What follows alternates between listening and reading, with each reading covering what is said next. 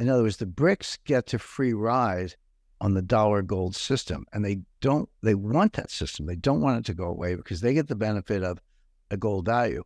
Now think of what the BRICS don't have to do in this scenario. They don't have to buy gold. They don't even have to own gold. They do, but no one in the world has enough gold to back a currency. This currency, the BRIC, will not be redeemable into gold. Now maybe there's a dealer somewhere who will take it. That's between you and the dealer.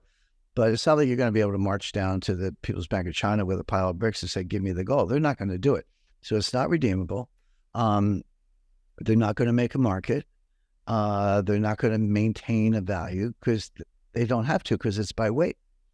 They just get to sit back and piggyback on the dollar gold system and let the dollar do all the dirty work, with one twist.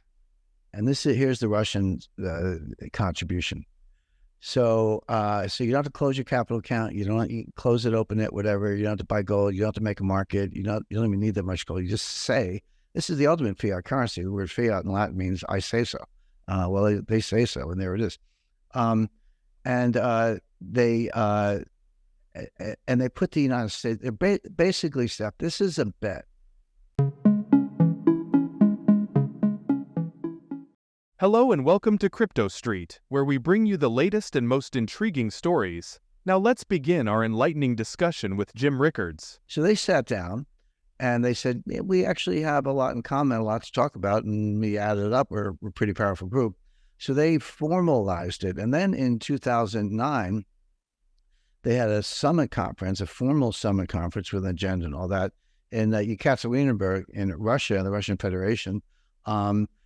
For those who know their Russian history, that's the place where the Bolsheviks killed the Tsar and his ministers and the Romanov family. But I guess the Russians have a little bit of a sense of humor. But anyway, that's where they had this summit, and they solidified, okay, we're a group, we're going to work together, and they did. And over the coming years, they multiplied numerous subgroups. People say it's the BRICS meeting coming up August 22nd. Well, yeah, that's the leaders' summit.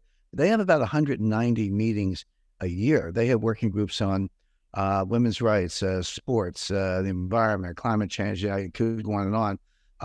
It's a very active, what they call secretariat, which is central organization. A few years later, in 2014, they formed what they call the New Development Bank, NDB. Well, what's the New Development Bank? They first of all, it's got $100 billion of capital, part paid in, part callable. But it also has borrowing power with that kind of ownership and that kind of capital on the balance sheet. They've got hundreds of billions of dollars of borrowing power. They could easily get a pretty good credit rating.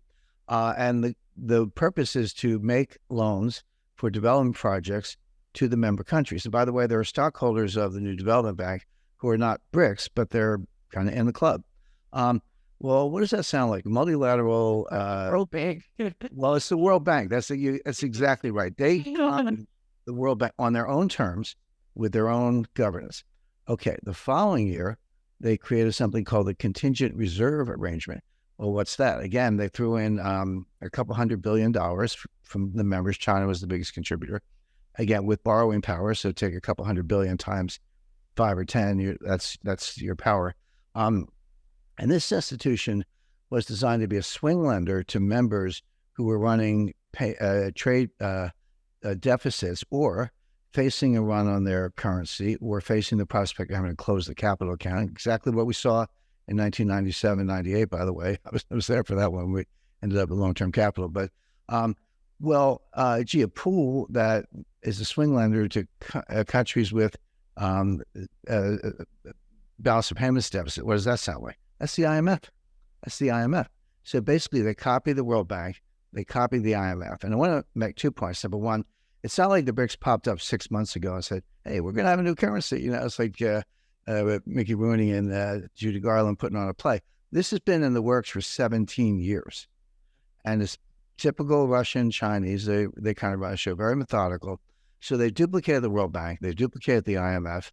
Now they have applicants for membership, and there are, I think, 21 or more countries who have applied for. Well, 7 have formally applied for membership. They filled out their college essay and they want to be members. And then another 13 or 14 on the waiting list, so to speak, and will perhaps eventually become members. But when you add those in, some of these will be admitted in August 22nd. That's the next big meeting, starting with Saudi Arabia. Don't forget to join us as we explore the unfolding events. Now let's look at the latest news in the economy. Then we turn back to Jim Rickards. The government of Brazil has formally presented a proposal to Argentina to settle bilateral trade transactions in the Chinese yuan. The proposal, which would leverage resources in the Chinese credit swap line, aims to maintain trade between the countries and secure the payment of Brazilian exporters even with Argentina's low foreign reserves.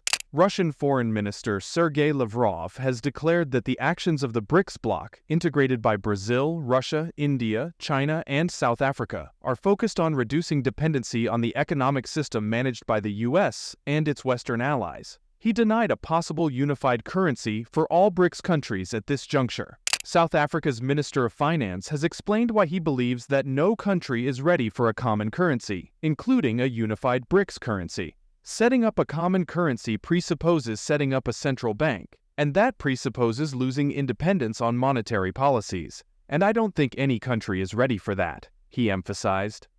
The Ministry of Economic Development of Russia does not expect the rapid development of a common currency for the BRICS bloc. Deputy Economic Development Minister Vladimir Ilyachev stated that quick breakthroughs on this issue are unlikely to happen during the ongoing BRICS summit, citing the process the European Union underwent to create the euro. BRICS nations should address the risks related to artificial intelligence, AI, Chinese President Xi Jinping said during the group's summit in South Africa. China's leader is also convinced that the members of the economic bloc must work to standardize the technology.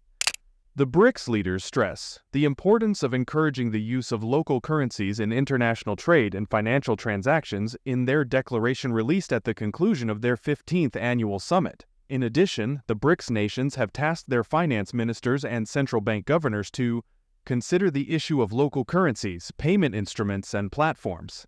And it's very likely that when this thing plays out, I'll talk about the thing. I realize we're glossing over that, but Right. when this new currency plays out, that those other countries will join in.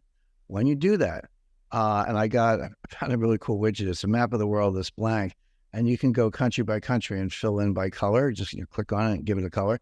And I did that. And I was like, oh, okay, here's the BRICS. It's 5 countries or whatever. Well, here are the applicants. It has another 20. Here's the SCO, a few more. Some of them are members of both. Here's the EEU, has a few more. Again, many are members of both. And you keep going, and all of a sudden, like a light bulb goes on. I said, that is Halford Mackinder's global island, what he called the world island. And this goes back early 20th century, first, probably greatest geopolitical theorist in history. Got to read his book if you haven't read it. It's pretty short.